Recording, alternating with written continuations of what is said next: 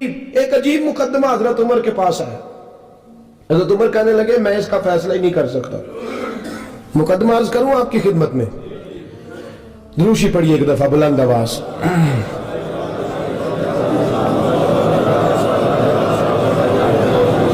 حضرت عمر فاروق رضی اللہ تعالیٰ عنہ کا زمانہ ہے تو کیس آیا. ایک شخص نے 4 ایکڑ زمین بیچی, دوسرے نے خریدی.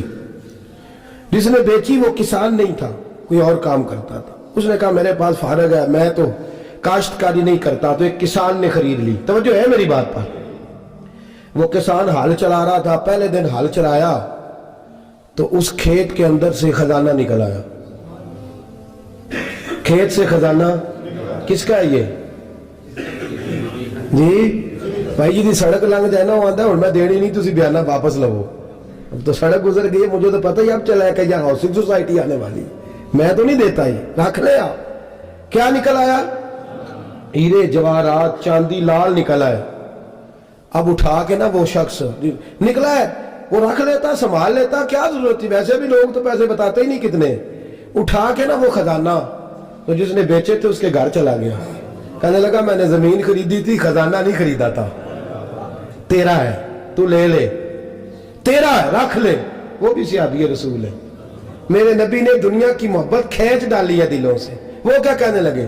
کہنے لگے میں نے تو 4 ایکڑ سے بڑی مشکل جان چھڑائی ہے, تو اب پھر دولت لے کے آ گیا ہے.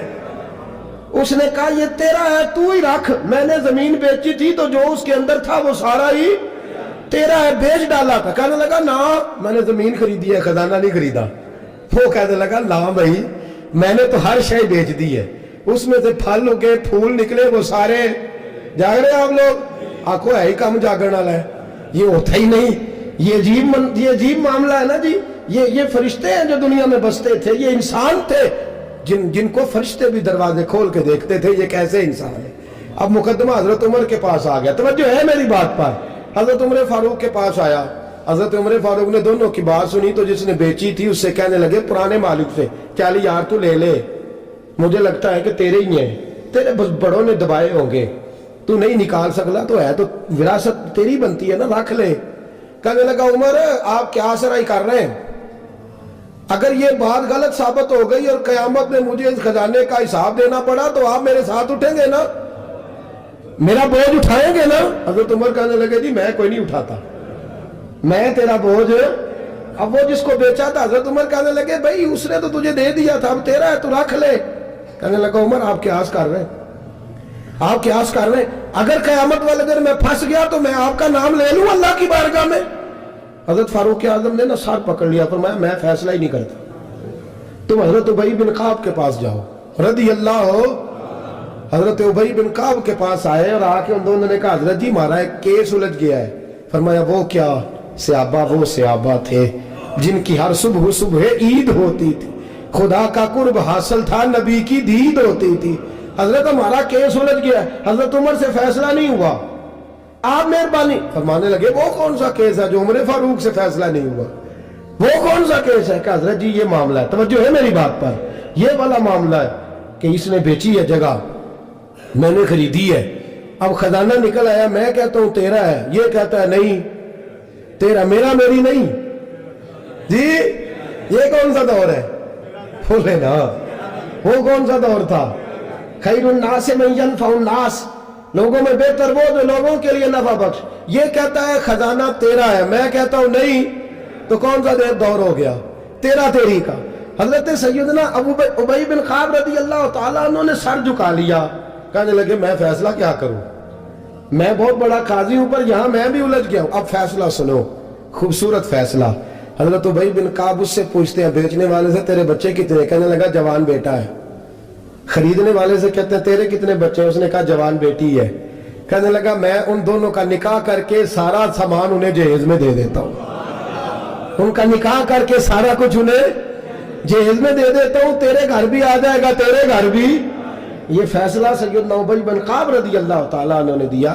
لوگ رو رہے تھے, کہہ رہے تھے کیا بات ہے اس فیصلے کی, کیا بات. ایک نوجوان تھا مینا کے بازار میں, دوڑا جا رہا ہے, ایک بابا جی اس کو ملے, بزرگ. تو ان بزرگوں کے اس نے, توجہ ہے میری بات پر آپ, उन बुजुर्गों की थैली उसने अशरफियों वाली छीन ली, छीन के दौड़ गया, काफी आगे चला गया तो गिर गया। जब गिरा तो नजर आना बंद हो गया। लगाओ, अल्लाह के वली की बेदबी हुई, इसलिए नजर आना बंद हो गई, बेदबी हो गई, बड़ा परेशान हुआ, सख्त आजमाइश का शिकार, क्या करूं, किधर जाऊं।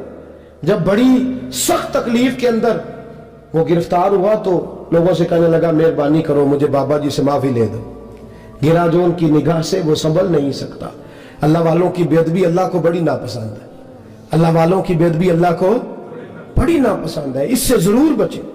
अल्लाह ताला हमें बचने की तौफीक अता फरमाए। पकड़ के बाबा जी के पास लाए, बाबा जी माफ कर दें, आपकी वजह से आंखें चलेंगी। बाबा जी कहने लगे, नहीं मैंने तो बद्दुआ दी नहीं। तो वो कैसे? कहने लगे, मेरे साथ जब कोई मुसलमान ज्यादती करता है तो मैं फौरन ही माफ कर देता हूं। कहा जी मेरे लिए दुआ कर दे। दुआ की, बाबा जी की आंखें ठीक, बाबा जी ने दुआ की, नौजवान की आंखें सही हो गई। लोग चले गए तो वो नौजवान करीब बैठ गया, कहने लगा, बुजुर्गो आपने जो कहा मैंने मान लिया, पर एक बात मेरी समझ में नहीं आई। अब वो क्या? आप कहते हैं मेरे साथ कोई मुसलमान भी ज्यादती करता है मैं फौरन माफ कर देता हूँ। फौरन तो माफी दी जाती नहीं, दी जा सकती नहीं, थोड़ी देर तो बंदे के दिल को तकलीफ रहती है। आपने जो नहीं ना बात, लोग बारीकी में जाते हैं ना बहुत सारे। कहा जनाब बंदे के दिल में थोड़ी देर तो तकलीफ है, भाई कोई लड़ाई हो जाए तो कहते हैं अभी नहीं मैंने जाना, जरा बात ठंडी हो जाएगी तो फिर, अभी तो बड़ी चोटें लगी है, बड़ा मसला बना है। ये शौरी तौर पे लोग ऐसा करते हैं। कहा फौरन कैसे आपने माफ कर दिया?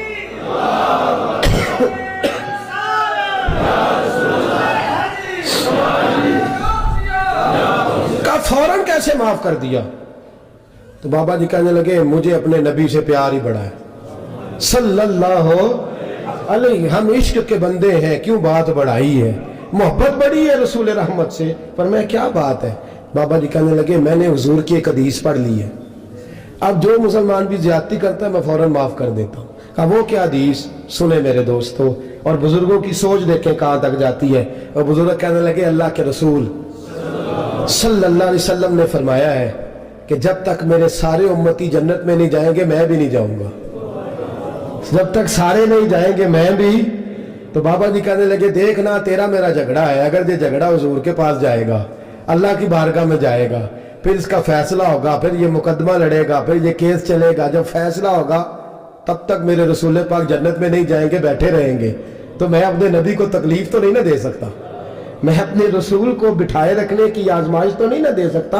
लिहाजा जो मुसलमान भी ज्यादती करते मैं फौरन ही माफ कर देता हूं, ताकि मेरे महबूब को कोई तकलीफ, मैं तेरे और अपने बारे में सोच नहीं रखता, मेरी सोच तो हर वक्त जाते रिसालत पे लगी रहती है, मेरा ज़हन तो हर वक्त मेरे महबूब की तरफ लगा रहता है, हर वक्त मैं हुजूर के बारे में ही सोचता रहता हूं।